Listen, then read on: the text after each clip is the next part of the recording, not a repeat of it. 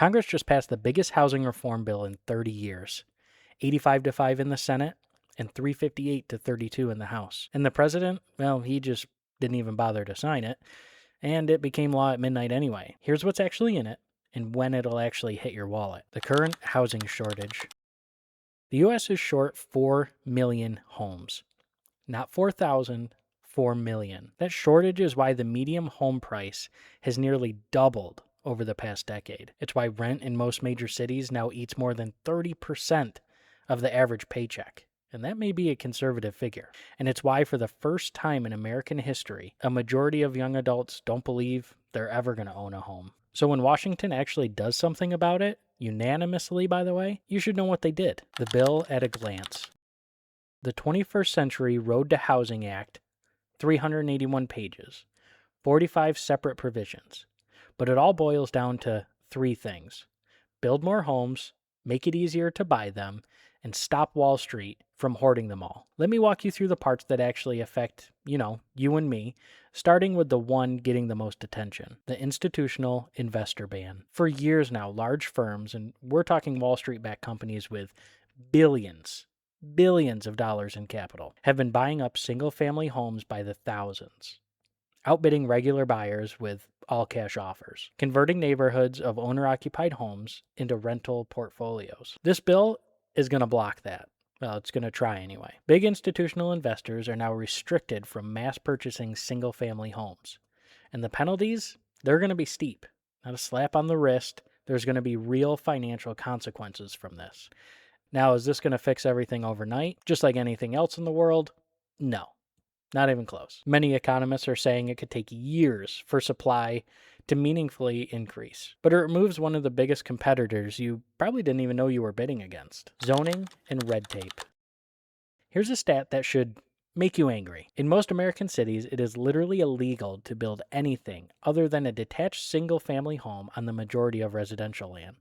Not a duplex, not a townhouse, not a small apartment building, one house, one lot, period. That's zoning.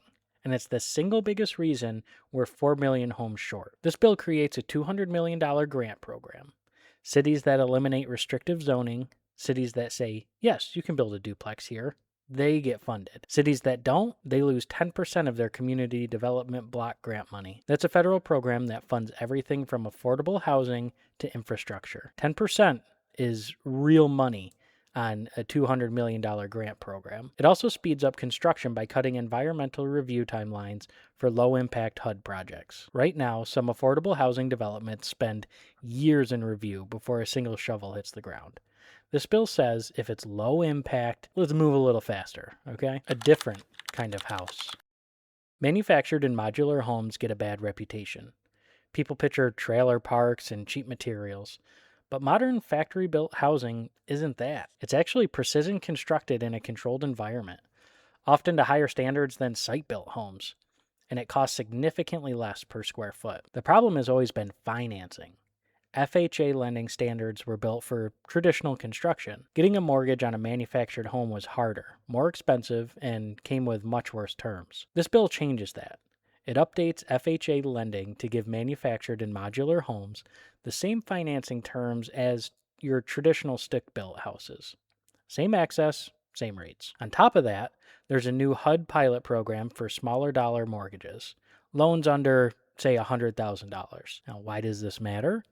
Because in many markets, the cheapest homes still cost $150,000 or more. If you can't afford a $150,000 mortgage, you're going to be locked out entirely. Small dollar mortgages open the door to lower cost housing that already exists, but nobody could finance. But here's the catch, and I need you to hear this part. None of this is going to be immediate. Realtor.com's senior economist Joel Berner said we probably won't feel the impact this year, and maybe not even next year. It could take years for construction to meaningfully increase, longer for prices to move. Why is that? Because homes take time to permit, finance, and build. Zoning reform doesn't flip a switch.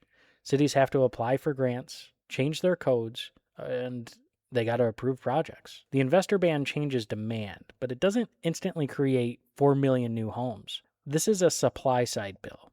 And supply, it's going to take time. What it does do right now is remove roadblocks. Every provision in this bill is about making it legal, faster, and cheaper to build. The market won't transform overnight, but the direction certainly changed. Why this all matters. I'm making this video because housing is the single biggest line item in most people's budgets. I know certainly in my family's, it's one of our largest expenses. And for years, the conversation has been completely dominated by just earn more or move somewhere cheaper. Neither of those addresses a 4 million home shortage. This bill isn't perfect.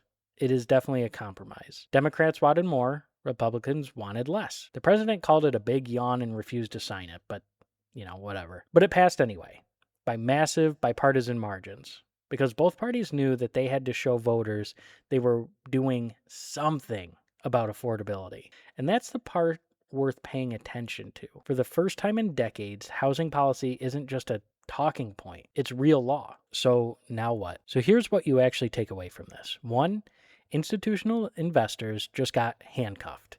2, cities now have a financial incentive to let people build. 3, factory-built housing is about to get a lot more accessible.